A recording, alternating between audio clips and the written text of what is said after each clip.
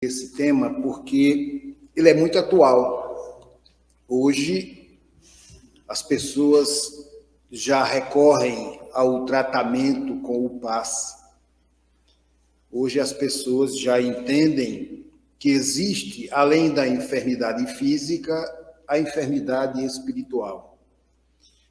E eu diria que, na maioria dos casos, a origem é espiritual. O corpo apenas reflete o que o espírito padece. Ou alma, no caso, nós encarnados, né?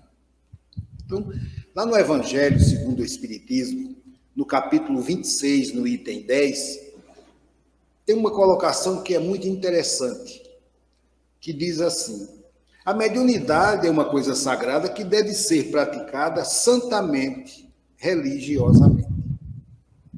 E se há uma espécie de mediunidade que requer esta condição de maneira ainda mais absoluta, é a mediunidade curadora. E aí ele diz algo interessante aqui.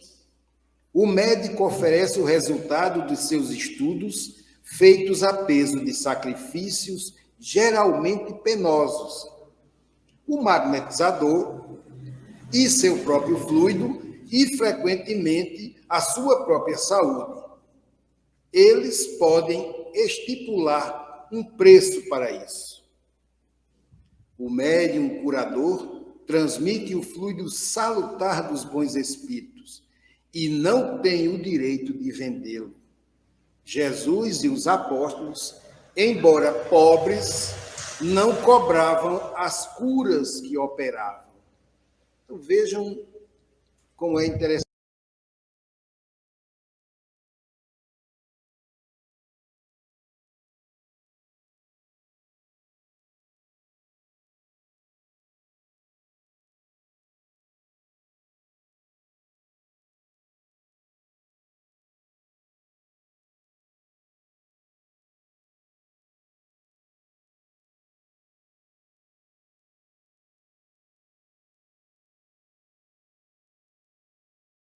Essa é a diferença.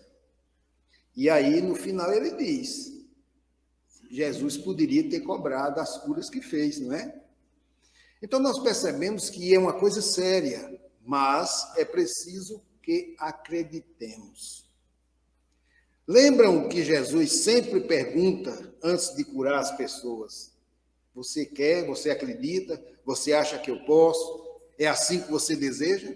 Lembram que ele faria isso? Por quê? Para se certificar, ora, embora ele soubesse, mas para se certificar da fé daquela pessoa, se era realmente o desejo dela e ele assim o fazia. Eu dei uma olhada no livro Da Alma ao Corpo Físico, um livro fantástico de Décio Iandoli, que é médico, espírita, palestrante e escritor. E ele diz algo interessante aqui quanto ao médium curador. Ele diz: esse tipo de mediunidade pode ser enquadrado nos casos de efeitos físicos, em razão de o médium poder emitir energia, ou seja, o magnetismo humano que todos nós temos.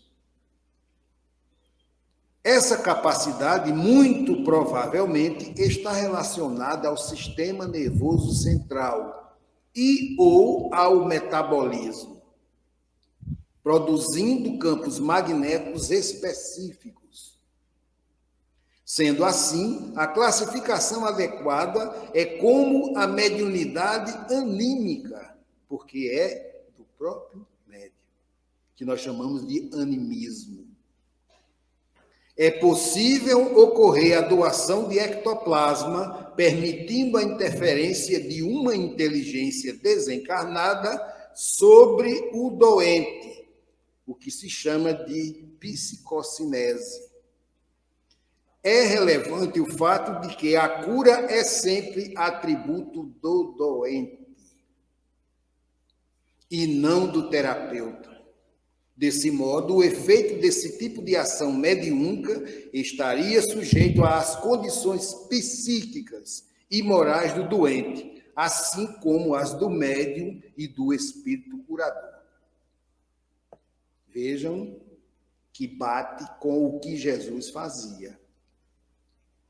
Se eu não acreditar que aquela medicação vai resolver o meu problema e eu tomá-la, não vai surtir efeito. Você já deu o comando ao seu organismo físico para que aquela substância não seja absorvida.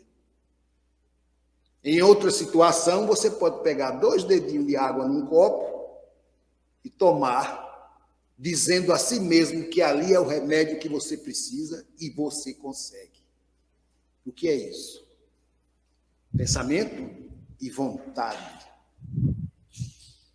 Fé. Quando Jesus curava, ao final ele dizia o quê? Tua fé te curou.